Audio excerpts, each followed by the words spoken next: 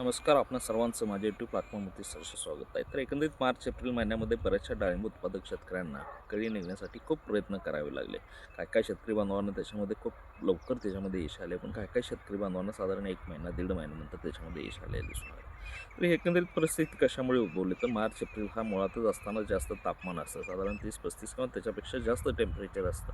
आणि त्याच्यामुळे काय होतं, तर बऱ्यापैकी जी आपली डाळिंबाची झाडं असतात ते सर्वायवल मोडमध्ये जात असतात. म्हणजेच ॲब्सिसिक ॲसिडचं प्रमाण झाडामध्ये वाढत असतं आणि सायटोकायनिनचं प्रमाण कमी होतं आणि त्याच्यामुळे काय होतं, मोस्टली झाडं जी आहेत ते सर्वायवल मोडमध्ये जात असतात. म्हणजेच कळी येण्याऐवजी झाडामध्ये जास्त प्रमाणात फुटवा किंवा पानं येतात आणि झाडामध्ये संख्या ही पानांची फुटव्यांची जास्त दिसून येत असते. त्याच्यामुळे बऱ्याचशा डाळिंब उत्पादक शेतकऱ्यांना आपल्याला चौकीमधून कळी बाहेर येताना दिसून आलेली नाही. तर त्याच्यावरती उपाय काय केला, तर सुरुवातीला ज्यावेळेस आपण बेसल डोस भरलेले असतात त्याचबरोबर ड्रिपच्या माध्यमातून सुद्धा वेगवेगळी विद्राव्य खतं जे असतात की ज्याच्यामध्ये स्फुरद आणि पालाचं कंटेंट जास्त असतं. मग त्याच्यामधलं 05234 जे रेग्युलर जुन्या पद्धतीप्रमाणे आपलं चालत आलं आहे त्याचा तुम्ही वापर करू शकता.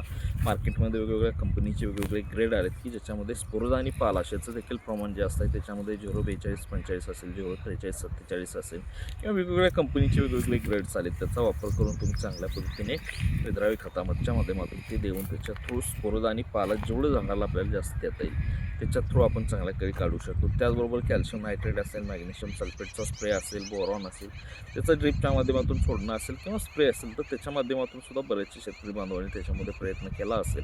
आणि त्याचबरोबर महत्त्वाचा अमायनो ॲसिड असेल आणि सीवीड एक्स्ट्रॅक्ट असेल त्याचासुद्धा स्प्रे घेतला, जेणेकरून झाडे जी आहेत ती जास्त टेम्परेचरमुळे काय होत असतात, स्ट्रेसमध्ये जात असतात. तर स्ट्रेसमध्ये न जाण्यासाठी अमायनो ॲसिड आणि सीवीड एक्स्ट्रॅक्टचा आपण स्प्रे घेत असतो.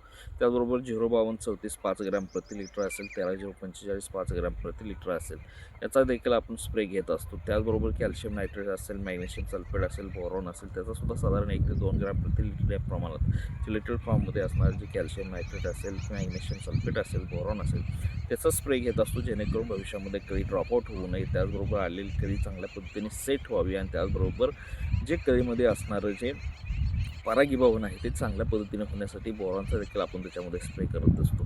त्याचबरोबर प्लांट ग्रोथ रेग्युलेटरमध्ये नॅप्थलिन ॲसिटिक ॲसिड असेल, जे की मार्केटमध्ये आपण प्लॅनोफिक्स या नावाने ओळखलं जात असतं, जेणेकरून भविष्यामध्ये जास्त तापमानामुळे कळी ड्रॉपआउट ही समस्या उद्भवत असते.